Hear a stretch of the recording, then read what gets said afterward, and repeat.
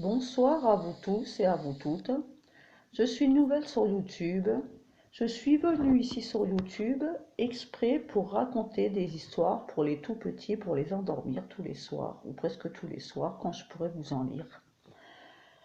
Je vais vous lire les merveilleuses histoires du soir. Cela concerne les petits, bien sûr. Même les mamans, s'ils veulent écouter et après faire du replay pour leur raconter l'histoire ou leur faire écouter à leurs petits. Ceux qui ne savent pas bien lire et qui ne comprennent pas trop l'histoire, la maman peut leur raconter de suite après et leur expliquer le but de l'histoire, ce qui se passe dans l'histoire.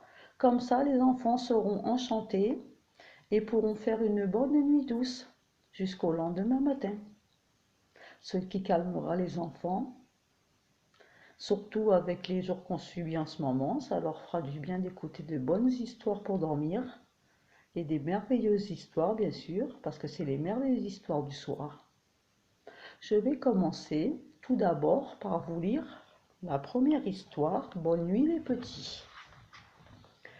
Le marchand de sable était vieux, si vieux qu'il s'endormait trop tôt le soir avant d'avoir distribué son sable. C'était embêtant tout de même. Un jour, il appela son petit-fils et lui dit : « Il faut que tu commences à me remplacer, je suis trop âgé pour le métier. » Tout fier, le petit garçon partit donc faire la tournée à la place de son grand-père. Mais il ne savait pas compter, alors il fit peu n'importe quoi. Certains enfants reçurent 3 grains de sable et ne fermèrent pas l'œil de la nuit. D'autres dormirent toute une semaine parce que l'apprenti marchand de sable avait répandu un tas de kilos sur leurs oreillers. Voyant cela, le grand-père hocha la tête. Un marchand qui ne sait pas compter, c'est une catastrophe. Je vais t'inscrire à l'école pour que tu apprennes le calcul. Voilà comment le petit-fils du marchand de sable se retrouva en classe. Bien sûr, personne ne savait qui il était. Il devint vite un très bon élève et se fit aussi plein d'amis.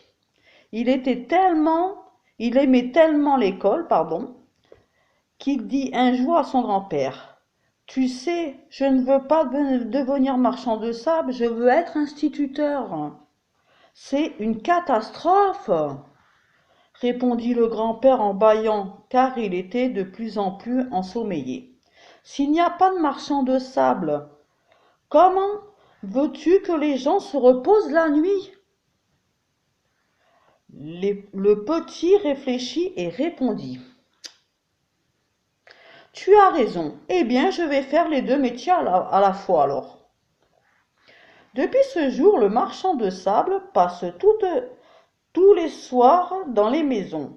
Il distribue à chaque enfant une dose de sable bien calculée, ni trop ni pas assez. Ensuite, il s'assoit sur le lit à côté de l'enfant endormi, ouvre ses cahiers et lui relit à voix basse toutes les leçons de la journée. Depuis, on sait que le sommeil est important, parce qu'il permet de devenir chaque nuit plus fort et plus intelligent. Voilà, c'est la fin de cette première histoire. Donc, je vous fais tout plein de gros bisous, à vous tous et à vous toutes, à tous les petits et les petites. J'espère que vous allez aimer toutes ces histoires.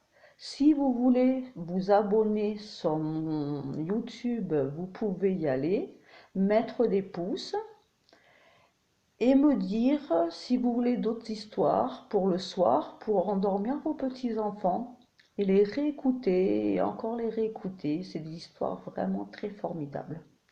Je vous en remercie tous, je vous souhaite une très bonne nuit, je vous fais plein de gros bisous et je vous dis à demain soir pour une autre histoire. Bisous à tous les petits, je vous aime. Faites de beaux rêves.